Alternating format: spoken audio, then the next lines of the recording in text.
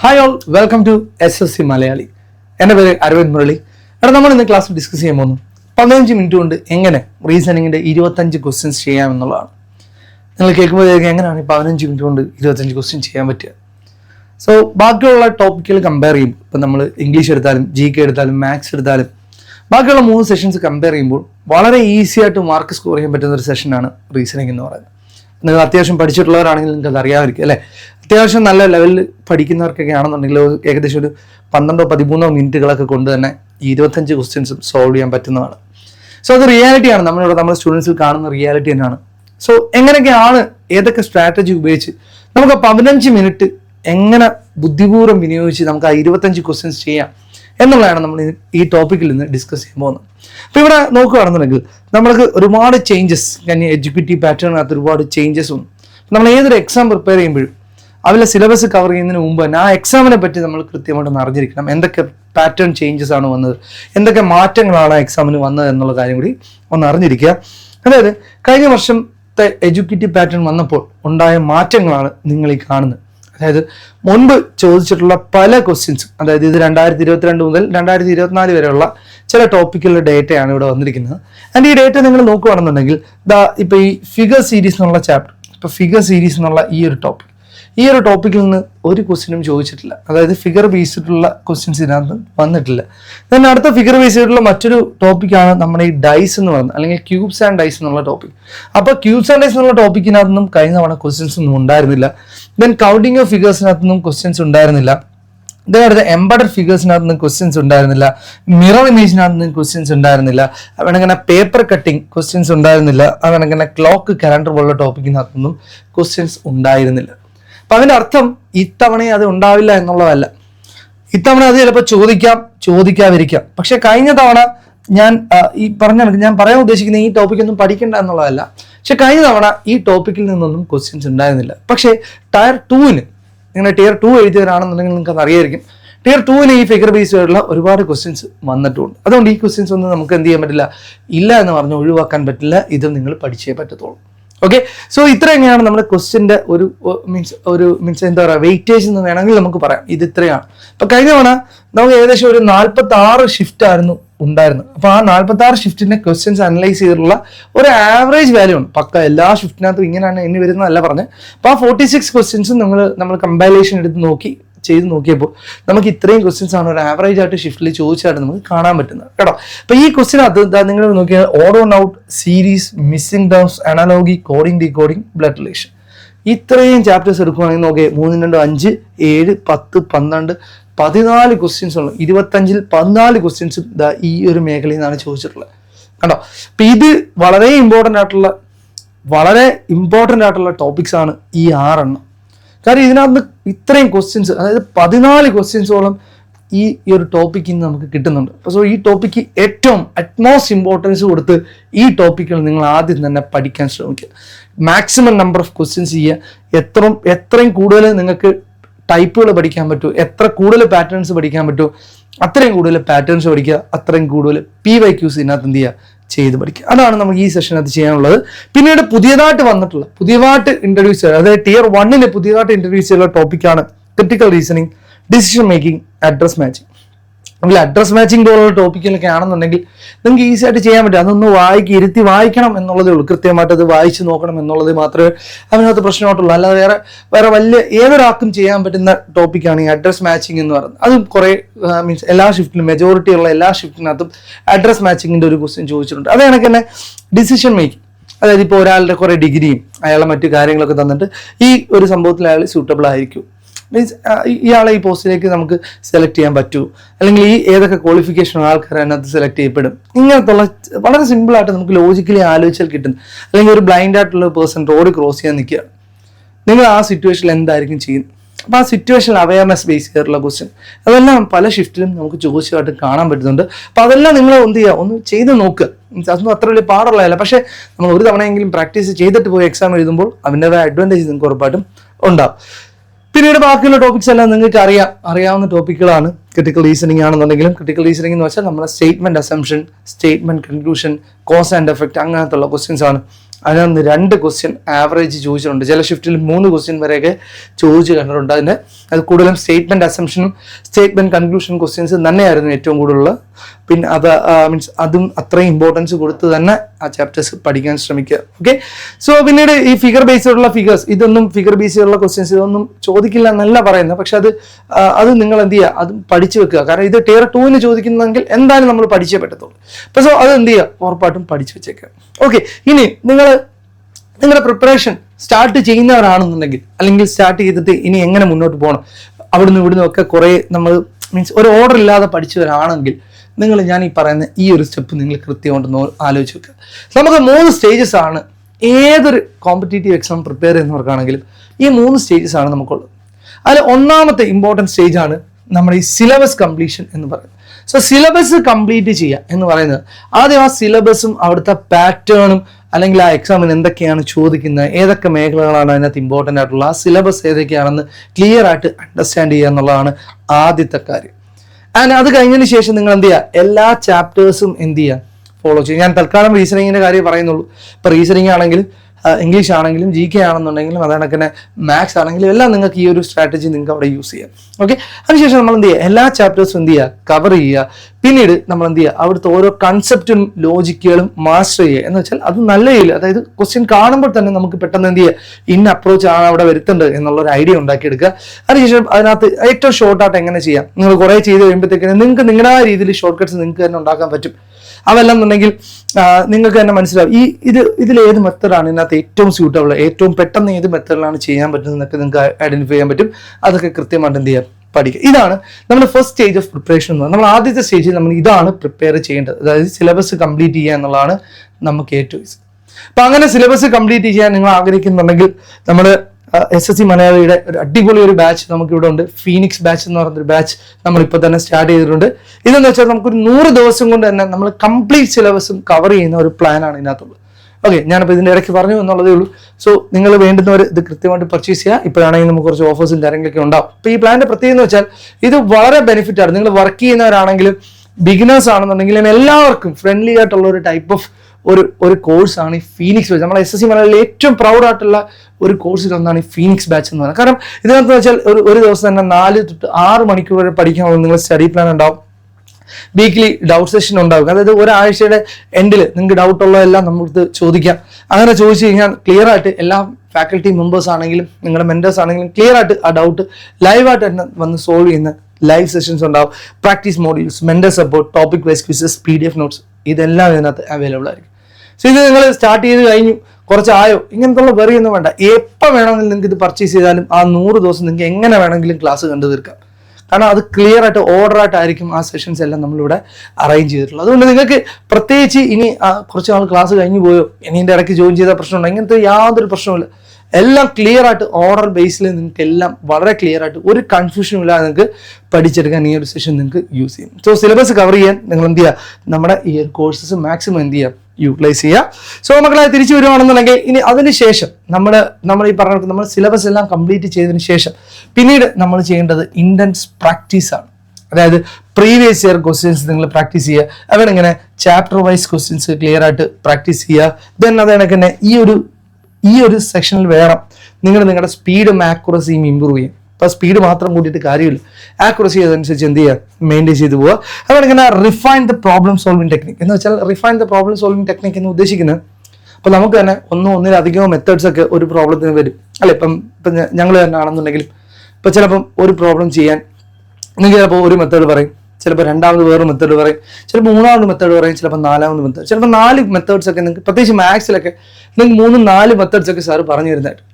അപ്പോൾ അതിൽ ചിലർക്ക് ആദ്യത്തെ മെത്തേഡായിരിക്കും ഓക്കെ എന്ന്, ചിലർക്ക് രണ്ടാമത്തെ ആയിരിക്കും, ചിലർക്ക് 3 ആയിരിക്കും, ചിലർക്ക് 4 ആയിരിക്കും. സോ അതിൽ ഏതാണ് നിങ്ങൾക്ക് ഏറ്റവും ഒപ്റ്റിമൈസ് ചെയ്ത് ചെയ്യാൻ പറ്റുക, അത് മിനിമം ടൈമിൽ നിങ്ങൾക്ക്, കാര്യം ഓരോരുത്തരും ചിന്തിക്കുന്ന രീതികൾ ഓരോന്നാണ്. അപ്പം നിങ്ങൾക്ക് ഏറ്റവും ഒപ്റ്റിമൈസ് ചെയ്ത് ഏത് മെത്തേഡാണോ ഫോളോ ചെയ്യാൻ പറ്റുന്നത് ആ മെത്തേഡ് നിങ്ങൾ എന്ത് ചെയ്യുക, സെറ്റാക്കി വെക്കുക.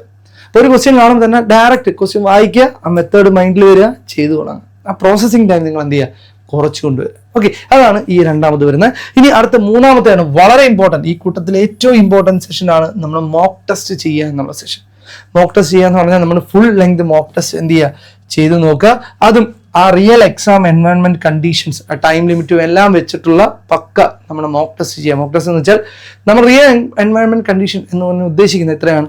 നമുക്ക് ഇവിടുത്തെ എക്സാമിന് നമുക്ക് സെഷണൽ ടൈമിംഗ് വന്നിട്ടുണ്ട്. 15 മിനിറ്റ് എന്നുള്ള സെഷണൽ ടൈമിംഗ് നമുക്ക് ഇവിടെ വന്നിട്ടുണ്ട്. പ്രോപ്പർ ആ സെഷണൽ ടൈമിംഗ് ഉള്ള ക്വസ്റ്റ്യൻസ് തന്നെ നിങ്ങൾ എന്ത് ചെയ്യുക, ചെയ്തു പഠിക്കുക. വീണ്ടും പഴയ രീതിയിലോട്ടൊന്നും പോകരുത്. എന്താണോ നമ്മുടെ റിയൽ എക്സാം വന്നിരിക്കുന്ന അതേപോലെ തന്നെ ചെയ്തു പഠിക്കുക. പിന്നെ ചിലർ 15 മിനിറ്റ് ചെയ്യും, പോസ് ചെയ്യുമ്പോൾ ചായ കുടിക്കും, പിന്നീട് വീണ്ടും 15 മിനിറ്റ് വന്നിരുന്ന് ചെയ്യും, വീണ്ടും പോസ് ചെയ്യും, പിന്നെ വേറെ എന്തെങ്കിലും ചെയ്യും. അങ്ങനെ ഒരിക്കലും ചെയ്യരുത്. 1 മണിക്കൂർ എന്ന് വെച്ചാൽ ആ 1 മണിക്കൂർ നമ്മൾ അവിടെ ഇരുന്ന് ചെയ്യാനുള്ളൊരു കേപ്പബിലിറ്റി നമ്മൾ എന്ത് ചെയ്യുക, ഉണ്ടാക്കിയെടുക്കുക കേട്ടോ. സോ അതാണ് ഇതിനകത്ത് വരുന്നത്. ആൻഡ് മോക്ക് ടെസ്റ്റ് ചെയ്താൽ മാത്രം പോരാ, നിങ്ങൾ എന്ത് ചെയ്യുക, നിങ്ങളെ പെർഫോമൻസ് ക്ലിയർ ആയിട്ട് അനലൈസ് ചെയ്യുക. ഏതൊക്കെയാണ് നിങ്ങൾക്ക് വീക്കർ സെഷൻ, ഏതൊക്കെയാണ് നിങ്ങളുടെ സ്ട്രോങ്ങർ സെഷൻ, അത് ക്ലിയർ ആയിട്ട് മനസ്സിലാക്കുക. ഇപ്പം സ്ട്രോങ് സെഷനും വീക്ക് സെഷനും നിങ്ങൾ മനസ്സിലാക്കിയിരിക്കണം. അതെന്തുകൊണ്ടാണെന്ന് തൊട്ടടുത്ത് ഇതിൽ എത്തുമ്പോൾ നിങ്ങൾക്ക് ക്ലിയർ ആയിട്ട് മനസ്സിലാവും. നിങ്ങളുടെ സ്ട്രോങ് ഏരിയ ഏതാണ്, നിങ്ങളുടെ വീക്ക് ഏരിയ ഏതാണ്, നിങ്ങൾ ക്ലിയർ ആയിട്ട് നിങ്ങൾ മനസ്സിലാക്കണം. സോ ആ വീക്ക് ഏരിയസ് മനസ്സിലാക്കിയാൽ മാത്രം പോരാ, അതെന്ത് ചെയ്യുക, അത് കറക്റ്റ് ചെയ്യാൻ ശ്രമിക്കുക. ഏതൊക്കെയാണ് ഇമ്പ്രൂവ്മെന്റ് വരുത്തേണ്ടത്, ഏതൊക്കെ ടോപ്പിക്സ് ആണ് കൂടുതൽ പഠിക്കേണ്ടത്, ഇതിനെപ്പറ്റി എന്ത് ചെയ്യുക, നിങ്ങൾ കൃത്യമായിട്ട് നിങ്ങൾക്ക് ഒരു അവയർനെസ് ഉണ്ടാക്കിയെടുക്കുക. ഇനി അത് കഴിഞ്ഞിട്ട് നമുക്ക് ഈ പറഞ്ഞ പോലെ ഇനിയാണ് നമ്മുടെ മെയിൻ കാര്യം.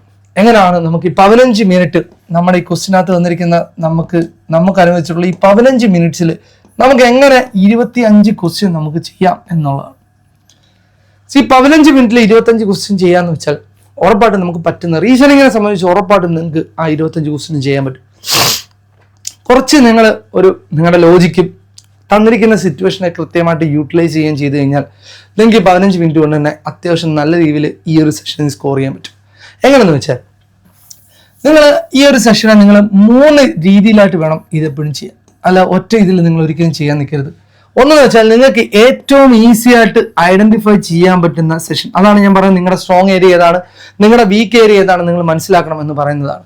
സോ നിങ്ങൾക്ക് ഏറ്റവും ഈസി ആയിട്ട് ചെയ്യാൻ പറ്റുന്ന ടോപ്പിക്കുകൾ ഏതാന്ന് നോക്കുക. നമുക്ക് വേണമെങ്കിൽ അവനെ ഇങ്ങനെ വിളിക്കാം, 1 ലൈനേഴ്സ് എന്ന് വിളിക്കാം. അതായത് ഒറ്റ വായനയിൽ നിങ്ങൾക്ക് വായിക്കുവാണ്, ഒറ്റ വായന നിങ്ങൾക്ക് വായിക്കുമ്പോൾ തന്നെ ആൻസർ കിട്ടുന്ന ക്വസ്റ്റ്യൻസ് ഉണ്ടെങ്കിൽ അവനെ നിങ്ങൾ എന്ത് ചെയ്യുക, ഫസ്റ്റ് പ്രയോറിറ്റി കൊടുത്ത് ചെയ്യുക.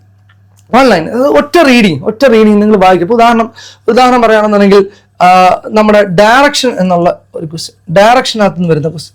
ഇപ്പൊ ഡയറക്ഷനകത്ത് വരുന്ന ക്വസ്റ്റ്യൻ എന്നൊക്കെ പറഞ്ഞാൽ നിങ്ങൾ വായിക്കുന്നതിനോടൊപ്പം തന്നെ നിങ്ങൾക്ക് അതിലൂടെ തന്നെ വരച്ചു പോകാം. ക്വസ്റ്റ്യൻ വായിച്ച് തീരുന്നതോടെ തന്നെ നിങ്ങൾക്ക് എന്ത് കിട്ടും, ആൻസർ കിട്ടും. അങ്ങനത്തുള്ള ക്വസ്റ്റ്യൻസ്. ഇപ്പം വേറെ ഉദാഹരണം പറയുമെങ്കിൽ സീരീസ് കഴിഞ്ഞ നമ്മളൊക്കെ സീരീസിന്റെ ഈസി ക്വസ്റ്റ്യൻ, ഹാർഡായിട്ടുള്ള സീരീസ് എടുത്ത് വെക്കരുത്. നിങ്ങൾക്ക് അത് നിങ്ങൾ ഒരു 5-10 സെക്കൻഡ് കൊണ്ട് തന്നെ മനസ്സിലാക്കണം അത് ക്വസ്റ്റ്യൻ പാടാണോ അല്ലേ എന്നുള്ളത്. ക്വസ്റ്റ്യൻ 5-10 സെക്കൻഡ് എടുത്തിട്ട് കിട്ടിയില്ലെങ്കിൽ നിങ്ങൾ അനാവശ്യമായിട്ട് ഈഗോ വെച്ച് കൊളുത്തരുത്. നമുക്ക് ഈഗോ കൊണ്ട് നമുക്ക് പ്രത്യേകിച്ച് യാതൊരു നേട്ടവും ഇല്ല. നിങ്ങൾ അങ്ങനത്തുള്ള ഈഗോ ഒന്നും കാണിക്കേണ്ട കാര്യം. ചിലപ്പോൾ നിങ്ങൾ റീസണിങ്ങിന് പുലിയായിരിക്കും, ചിലപ്പോൾ നിങ്ങൾ മാത്സിന് പുലിയായിരിക്കും. പക്ഷേ ആ ഒരു പർട്ടിക്കുലർ ടൈമിൽ നമുക്കൊരു ക്വസ്റ്റ്യൻ കിട്ടിയില്ലെങ്കിൽ അതിനകത്ത് നമ്മൾ അനാവശ്യം ഈഗോ വെച്ച് അതിനകത്ത് ഇരുന്നിട്ട് പ്രത്യേകിച്ച് കാര്യമൊന്നുമില്ല, നമുക്ക് കൂടുതൽ നഷ്ടം ഉണ്ടാകത്തേ ഉള്ളൂ.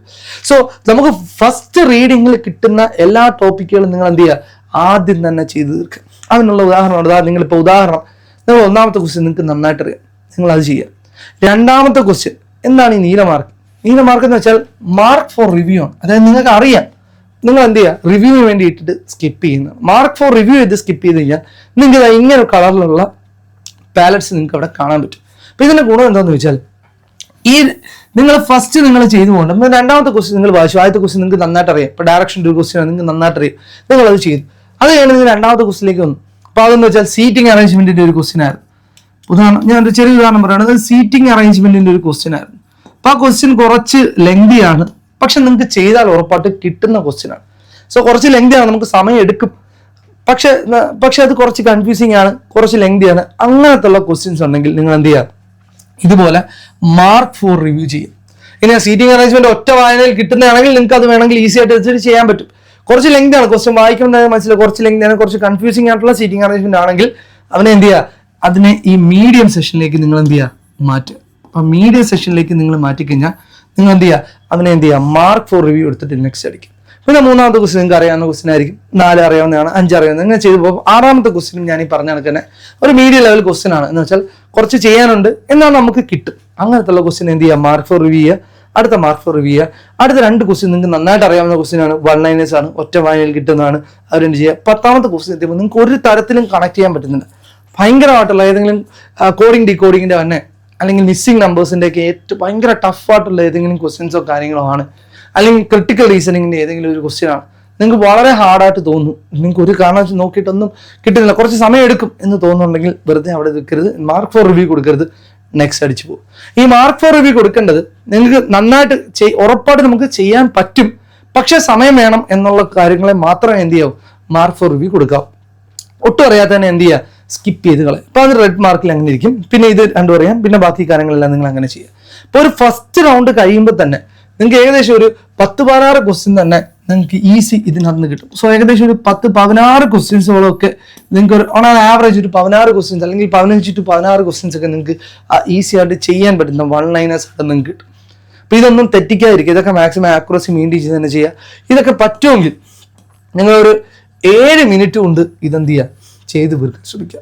ഒരു 7 to 8 മിനിറ്റ്, 7 മിനിറ്റ് ആണ്, 7 to 6 മിനിറ്റ് ആയി കഴിഞ്ഞാൽ അത്രയും നല്ലത്. ഒരു 7 മിനിറ്റ് കൊണ്ടൊക്കെ ഈ ക്വസ്റ്റ്യൻ നിങ്ങൾ എന്ത് ചെയ്യുക, മാക്സിമം ചെയ്ത് തീർക്കാൻ ശ്രമിക്കുക. പിന്നീട് അതിന് ശേഷം ആ ഒരു റൗണ്ട് പോയതിന് ശേഷം നിങ്ങൾ 3 റൗണ്ടായിട്ടാണ്, ഫസ്റ്റ് ഈസി റൗണ്ടാണ്, ഈസി റൗണ്ടിൽ അത് ഞാൻ പറഞ്ഞ കണക്കിന് പച്ച മാർക്ക് ചെയ്യുക. ഇനി അത് കഴിഞ്ഞിട്ട് രണ്ടാമത്തെ റൗണ്ടിലേക്ക് നിങ്ങൾ നോക്കേണ്ടത് ഈ മാർക്ക് ഫോർ റിവ്യൂ ഉള്ളത് ഈ ക്വസ്റ്റ്യൻസിലേക്കാണ്. 2, 6. അപ്പൊ ഇതൊക്കെ നിങ്ങൾക്ക് ഈസി ആയിട്ട് ഐഡന്റിഫൈ ചെയ്യാം. കാരണം ഈ കളേഴ്സ് ഒക്കെ നമ്മൾ മാക്സിമം യൂട്ടിലൈസ് ചെയ്യും. ഇതൊക്കെ എന്ന് വെച്ചാൽ ഇത് ഞാൻ പറയില്ലേ, ഇതൊക്കെ നമുക്ക് തന്നിരിക്കുന്ന സിറ്റുവേഷനകത്ത് എന്തൊക്കെ ലൂപ്പ് ഹോൾ കണ്ടെത്തി നമുക്ക് സക്സസിന് യൂസ് ചെയ്യാമോ അങ്ങനെയുള്ളവരൊക്കെ എന്നും സക്സസ് ആയിട്ടേ ഉള്ളൂ. നിങ്ങൾക്ക് ഇതൊക്കെ യൂസ് ചെയ്യാം. ഈ കളർ പല പച്ച, നീല, മഞ്ഞ ഒക്കെ ഇവിടെ ഉണ്ട്. അപ്പൊ അതിന് നിങ്ങൾക്ക് പച്ച നിങ്ങൾ ഉറപ്പായിട്ടും ചെയ്ത് തീർന്നതാണ് നിങ്ങൾക്ക് ഐഡന്റിഫൈ ചെയ്യാനാണ്. അതാണെങ്കിൽ ഈ നീല നിങ്ങൾക്ക് അതാണെങ്കിൽ യൂസ് ചെയ്യാം. മാർക്ക് ഫോർ യൂസ് ചെയ്യാന്ന് വെച്ചാൽ അടുത്ത റൗണ്ടിലും ഈ സെഷണൽ ടൈമർ വരുമ്പോഴത്തേക്ക് സ്കിപ്പ് ചെയ്യുക എന്നുള്ളതാണ് ഏറ്റവും നിങ്ങൾ ഇമ്പോർട്ടൻ്റ് ആയിട്ട് അറിഞ്ഞിരിക്കേണ്ടത്. ആ സ്കിപ്പിങ്ങിൽ ഏറ്റവും അടിപൊളിയായിട്ട് നമുക്ക് യൂസ് ചെയ്യാൻ പറ്റുന്നതാണ് ഈ കളർ പാലറ്റ്സ്. അത് ഏറ്റവും വൃത്തിയായിട്ട് യൂസ് ചെയ്യുക. ഈ ടൈലുകളുടെ കളർ അനുസരിച്ച് നിങ്ങൾക്ക് എന്ത് ചെയ്യാം, ഇത് ഈസി ആയിട്ട് നിങ്ങൾക്ക് ഐഡന്റിഫൈ ചെയ്യാൻ പറ്റും. ഇനി അടുത്ത റൗണ്ടിൽ പോകേണ്ടത് ഈ നീല കളറിലെ ഐറ്റങ്ങളാണ്. അപ്പൊ ഇവരെ എന്ത് ചെയ്യുക, അടുത്ത കുറച്ച് സമയം കൊണ്ട്, അടുത്ത ഒരു 5-6 മിനിറ്റ് കൊണ്ട്, ഒരു 5 മിനിറ്റ് കൊണ്ട് നിങ്ങൾ ബാക്കിയുള്ള ക്വസ്റ്റ്യൻ ചെയ്യുക. അപ്പൊ തന്നെ നിങ്ങൾക്ക് ഒരു 5 മിനിറ്റ് അല്ല, ഒരു 4 to 5 മിനിറ്റ് നിങ്ങൾക്ക് യൂസ് ചെയ്യാം. അവിടെ 4 to 5 മിനിറ്റ്സ് നിങ്ങൾക്ക് യൂസ് ചെയ്ത് ബാക്കിയുള്ള ക്വസ്റ്റ്യൻ നോക്കുക. അപ്പൊ എത്ര ക്വസ്റ്റ്യൻ ഉണ്ട്, 1, 2, 3, 4, 5, 6. 6 ക്വസ്റ്റ്യൻ ഉണ്ടെങ്കിൽ ആ 6 ക്വസ്റ്റ്യനും ഈ 4-5 മിനിറ്റ് കൊണ്ട് നിങ്ങൾ ചെയ്ത് തീർക്കുക. കേട്ടോ. സോ അപ്പൊ നിങ്ങൾ 5 മിനിറ്റ് എടുത്താൽ പോലും ഇവിടെ എത്ര ഉണ്ട്, 12 മിനിറ്റ് കൊണ്ട് നിങ്ങൾക്ക് ഒരുവിധം ഇത്രയും സെഷൻസ്, ഒരു ഏകദേശം ഒരു 22 ക്വസ്റ്റ്യൻസോളം നിങ്ങൾക്ക് എന്ത് ചെയ്യാം, ഈ 12 മിനിറ്റ് കൊണ്ട് സോൾവ് ചെയ്യാൻ പറ്റും. സോ 22 ക്വസ്റ്റ്യൻ തന്നെ ആകുമ്പോഴത്തേക്ക് 44 മാർക്കാവും. നിങ്ങൾക്ക് ഉറപ്പായിട്ടും കിട്ടേണ്ട മാർക്ക് നിങ്ങളുടെ കയ്യിൽ തന്നെ ഇരിക്കും, ഒരു കാരണവശാലും പോകത്തില്ല. പക്ഷെ നിങ്ങൾ ആദ്യം തന്നെ ഈ റെഡ് കളറിലെ സാധനങ്ങൾ ചെയ്താലുള്ള പ്രശ്നം എന്താ, ഇവന്മാരെ എടുത്ത് ചെയ്ത് കഴിഞ്ഞാൽ നമ്മുടെ സമയം പോയിക്കൊണ്ടിരിക്കത്തേ ഉള്ളൂ. കാര്യം ഇവിടെ എന്ന് വെച്ചാൽ മുമ്പത്തെ കണക്ക് നമുക്ക് ഇംഗ്ലീഷിന്റെ സമയം അല്ലെങ്കിൽ GK ഒക്കെ എടുക്കുന്ന സമയം ഒന്നും സേവ് ചെയ്ത് ഇങ്ങോട്ട് എടുക്കാൻ പറ്റില്ല. കറക്റ്റ് 15 മിനിറ്റ് കഴിയുമ്പോഴത്തേക്ക് അടുത്ത സെഷനിലിട്ട് ഓട്ടോമാറ്റിക്കലി ഷിഫ്റ്റ് ആയിക്കോളും.